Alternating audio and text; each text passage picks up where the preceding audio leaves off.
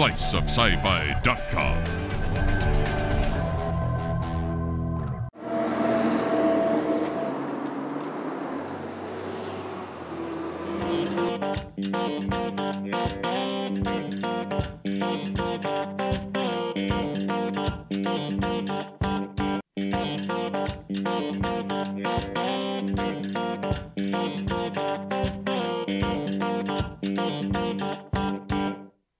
Hey, this is George at Hypno Comics for SliceofSciFi.com. We're here for It's Comic Book Day with Matt Hawkins from Top Cow and Rahsan Ekedal. Did I get that right? Yeah, you got it. Awesome. Oh, Rahsan. Rahsan. Yeah. Okay, see, I needed to know that. What nationality is that? It's Northern California hippie. I like it. Good. We'll take that. How often do you get that? I've heard 3 people asking that today. What nationality are you? Like every person who meets me, so eventually it comes out. All right, we're here doing a think tank book signing, and so we've got these guys here. Matt is just back from India. Yes, sir. He was over there at the comic book convention that they throw over there. Why don't you tell us a little bit about that experience that you had? Oh, it was wild. It's a whole different world over there. I tell you, it's an interesting place. I was in New Delhi, and there's so many people. I mean, 50,000 fans came in through the show, and just a rabid audience for American pop culture. You know, it's like, and they love DC books there. I think Marvel doesn't have much penetration, so it's interesting. You go and you look, and every book there is DC. Right. You know, and so everybody's a Batman fan, but they don't really know who even the Avengers are. So that's interesting. It's an interesting difference, you know. And it was an outdoor con, which I'd never been to. You know, we had a booth. They kept calling it a stall. All right. What stall are you in? I'm like, what? And you guys sold everything. Yeah, we sold out of everything we brought, which we were the only publisher to do that, so it felt good. That's good. That's good. All right. So let's talk about Think Tank. We've got a really good fan base for it here. Hopefully it was a good turnout for you guys. It's great. Yeah, thanks for doing this. Yeah, thanks for coming up. So the concept of Think Tank, it's very science driven. How did you come up with the concept? Was it a collaboration at first, or? Well, there was a collaboration once we decided to start working on it, and a lot of development happened, and all the character designs were his. And but early, I started developing Think Tank about 10 years ago. Okay. And a lot of it was I always liked Crichton's books, and I noticed there was sort of an empty space in the marketplace after he passed away, and I'm like, someone needs to do this, so I'll give it a shot. And I have a background in science, physics major, so I figured I can do some sort of real sci-fi, real science. Right. And at the same time, I'm obviously passionate about the project. I want to develop something and possibly trick people into learning something. Yeah. Well, it says right on the cover. Yeah. Danger. Reading this book's going to make you smarter. It's a little on the nose. I actually didn't come up with that. A retailer friend of mine, Jimmy J, came up with that idea. If you know Jimmy. Yeah. He came up with that, and he said that to me. And when I was talking to him about the book, and he's like, "Oh, you can use that if you want." I'm like, "Okay." That's great. That's great. So on that note, I just, because I've been reading the floppy issues. Now we've got the collected here, and I noticed that Larry Marder wrote the introduction. Yes, sir. Bean wrote, and he says that you can pick a lock and crack safe. Yes. Is that true? That is true. Really? What circumstances were those? I have. I joke. I told my girlfriend, my fiance, that I'm a ninja, and she said, "Well, if that was true, then you wouldn't wake me up every time you got out of bed." And I was like, "Oh, that's a fair point." Fair. But no, that was in my jaded youth. Okay. I grew up on military bases all around the world, so you pick up odd skills. You're right. All right. Rahsan, tell me about like the character designs, and I know you guys are doing it black and white, which is I think great. I know that you guys mentioned earlier that really doesn't affect the printing costs or anything. So black and white, you did that on Echoes too. Which I did that on great book. Yeah. Thank you. Yeah, I did that on Echoes, and I think that must have been what kind of gave Matt the idea to bring me on. Yeah. David. Lauren is the main character of Think Tank, and he's this slacker genius. Right. And so designing him basically was just like come up with the sloppiest guy that you can think of. Like this. He doesn't wash his hair, doesn't shave. He doesn't really change his clothes. He just wears his sweats and his t-shirt around the lab, and he doesn't wear shoes. He never even bothers to wear shoes. No, see, that's the funniest thing. We had done all 4 issues. It wasn't until he drew the cover to the trade paperback that I noticed that he wasn't wearing shoes. I mean, 4 issues, and I didn't notice this. And I went back and I looked, and I'm like, he's never wearing shoes. I'm like, I remember I asked you that. I'm like, you know, and he's like, yeah, I don't, I just thought it would be. I'm like, okay. Nice. The ones he wore shoes when he had to go outside. Oh, to the bar. Issue 3, and the bar. Yeah. But when he's in the lab, he's always in socks. You'll notice it's one of the little Easter eggs of the book. So the tech. How do you feel about like drawing some of the tech? A lot of research involved because you back it up with links, which I really dig. Right. You know the tech and the science, and it's pretty frightening stuff, like we talked about earlier. So. Yeah, Matt will often send me a link, you know, to give a sort of starting point with the tech, because you do have to make up a lot of it, or at least extrapolate from things that exist now, and then kind of twist it and advance it. So. Starting out drawing the book, that was actually, you know, a little bit intimidating. Like, can I handle all this tech? Like, because I haven't drawn that much at once in any single project until this. So, but actually, it's turned into quite a fun thing for me because I can just spend some time finding reference material that works for it. You know, robotics or whatever is needed for that scene and that tech, and then just, you know, put my own little twist on it. But it is a challenge because we want it to look realistic and practical. So I don't make everything look too flashy, and that's on purpose because I want it to look like, you know, inventions and technology that is in development, really. So it's, you know, a lot of times you can see the wires or the visual design of it isn't necessarily sleek. It's like it's conceivable and it's you know, they're putting it into use in the field for military application, and it's not, you know, meant to look like, you know, a consumer product. Yeah, got it. Yeah. And if each issue I've tried to actually put new tech in every issue, so it'll be interesting. I mean, I've done that on purpose, you know, where it's like try to do something new and different.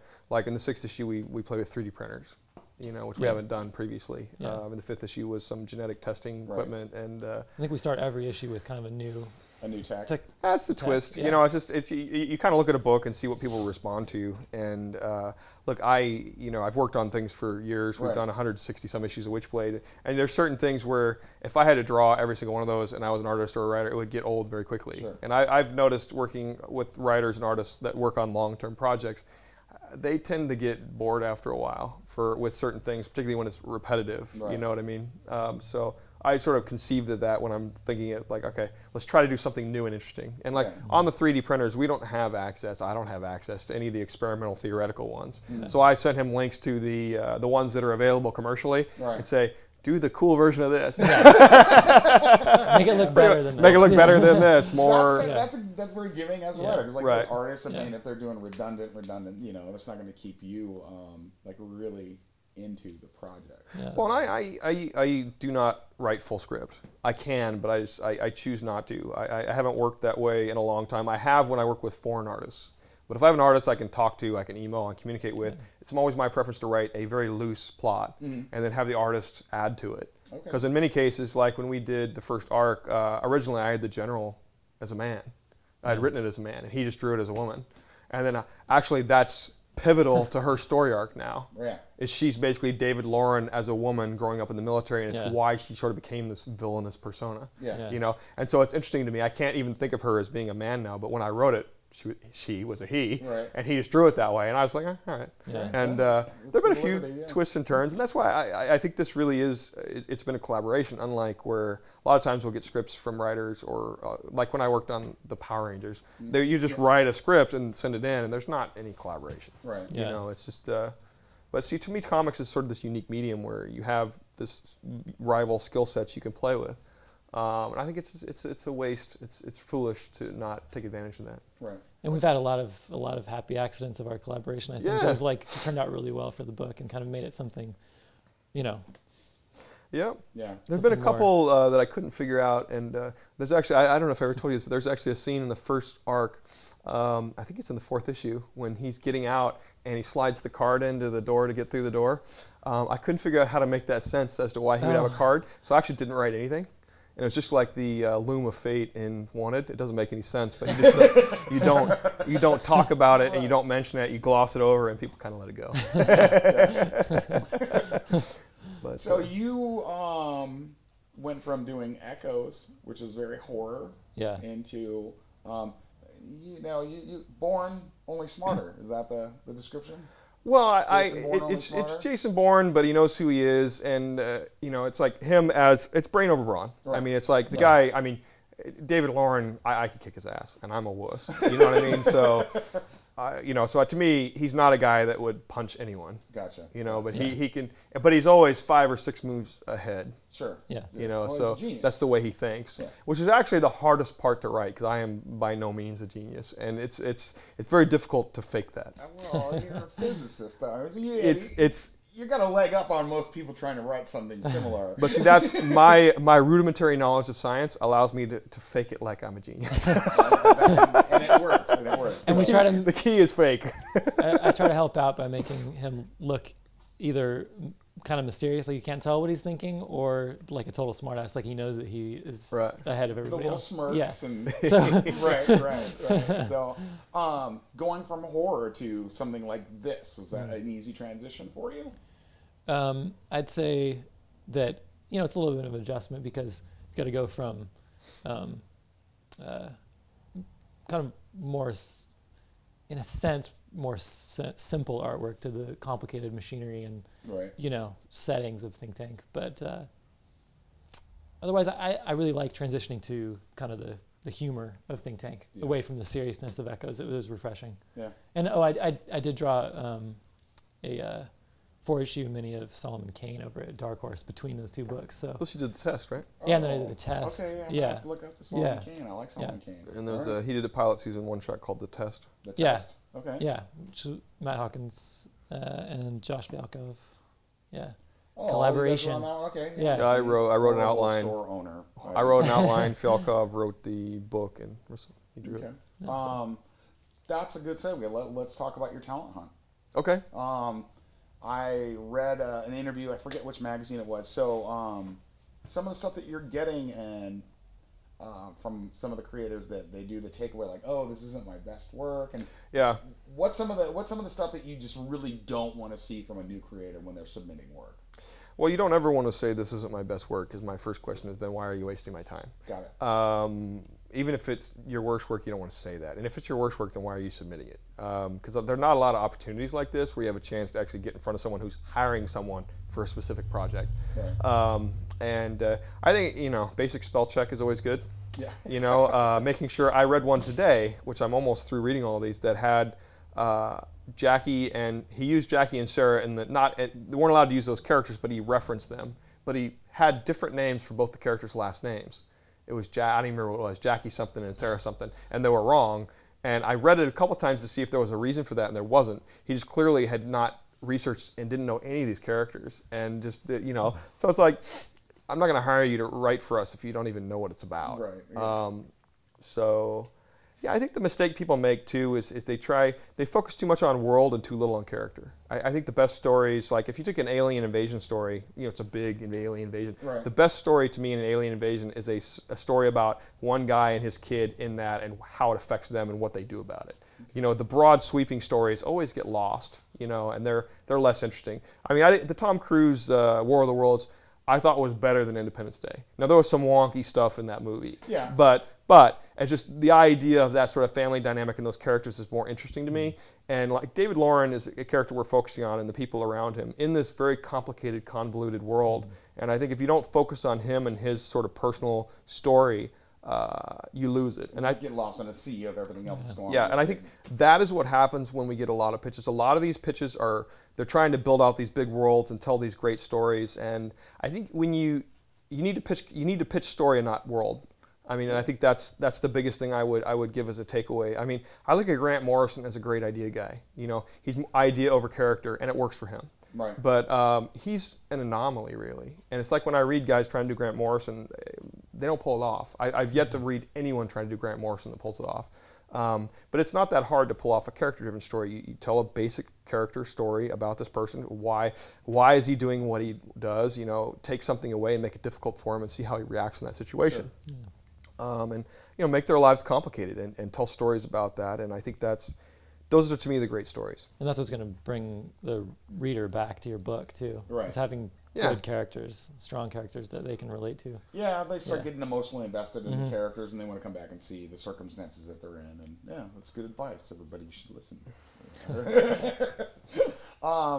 I like to ask this when we have visitors and that are creators. What are you currently reading out there that you're really digging right now, and by who? I just read The Underwater Welder, Jeff Lemire. Jeff Lemire, yeah, great. He's always great. What else? We were talking about that. I love Mark Waid's Daredevil. I think it's brilliant. Yeah. It's probably the only superhero comic I actually read. I'm not a big superhero guy. I like Snyder and Capullo on Batman. Batman's sort of the other superhero I'll try to read. I don't like Superman and the Avengers. I've never liked those characters. I find them difficult to relate to, you know. Trying to think, what else do I read? I read a lot of stuff, but I read so much of it all blends together. Sure. So for some reason, I'm a big Mark Waid fan. Mark Waid does good stuff, and I'm a big Daredevil fan. So I like the Daredevil and Daredevil End of Days. That's superheroes I go right now as well. I love a lot of stuff that's coming out from Image. Great company. We love them here. So I mean, Darkness by Hein and Han actually is probably my. And I know I published that, so it's self-serving, but probably my favorite book. I think it's woefully underselling, and it's just this brilliantly dark satire, and I think it's brilliant, and it doesn't deserve the sales it has. Okay. Well. Saga is good too. I like Saga. Mm-hmm. It took me 3 issues to get into that, but I agree. Mm-hmm. I mean, by the 3rd issue, I was in. Yeah. But if I wasn't on the Image comp list, I don't know that I kept buying it. I'm just jealous of that art. Oh, she's great. Yeah, Piano does good stuff, and from what I read, I think that's all done digitally. She does it all digitally, which really, yeah. No, you do yours traditionally. Yeah. Okay. See, I'd say 80-90% depending on the page, but almost entirely. There's like physical original art. Oh yeah. That's, yeah. See, available on interiorpages.com. TheInteriorPages.com. Original art's a beautiful thing to collect, and you see these books that are done digitally, which I'm fine with things being done digitally, especially coloring. It looks great, but having original art is it's a good thing. I mean, we're gonna lose some of that if everybody goes 100% digital. So yeah, it's good that you're keeping. Thank you. Yeah. And there's just something for me about the feel of, of the paper and of the pens and the pencils and the brushes and stuff. So a little tactile experience. You can translate that to holding a comic book as opposed to reading on your iPad, which I do both. I prefer the print too. I don't know if that's an age thing, because my kids don't read print. No. It's 10 and 12. Yeah. They read on their iPads. Yeah, it's weird. I read on iPad while I'm traveling. That's it. It's convenient. Yeah, it is. Yeah. It is. So. But I fear the day if it, because I can't imagine not getting our books in print. Yeah. It just wouldn't seem real to me. Like if it would only go digital. There's nothing like today. I got the books that are coming out in the next few weeks, and I was like, going through them. And it's just fun to feel them, and look at them. And it'd be weird if they were only digital, I think. I'm with you on that. I like the bookshelf. I like to rack them. I mean, not just because I'm a retailer either. Right. I was a fan first. Yeah. So let's Ravine. Since we're talking about stuff that's getting ready to come out, Ravine is the new book from Steven Sejic and Ron Mars. Yes. Yeah. Brilliant stuff. We don't put out a lot of original graphic novels. I think we've only done 2 or 3. I'd have to really think about it to see what even the other ones were. We did Sunset, Echoes. Echoes was individual issues first. That wasn't an OGN. Yeah. We've only published 2 or 3 OGNs ever. And the reason why we did it this way is Stephen actually saw this as a series of these. Like, he wants to do 10 of these. Wow. So as like a more like this crazy, massive, sweeping, epic story arc. Yeah. And Ron came in and is working with him on it. I think it's brilliant. It's his best work. Okay. So I'm excited about it. Well, yeah, we'll be able to hold that up there. We'll be able to get a shot of that for you guys too. Everybody buy that book. And Think Tank. Think Tank. Think Tank. We love Think Tank. So thanks guys for coming up. Yeah, thank you. Thanks for having us. Absolutely. Thank you. Thank you very much. Yeah. See you guys.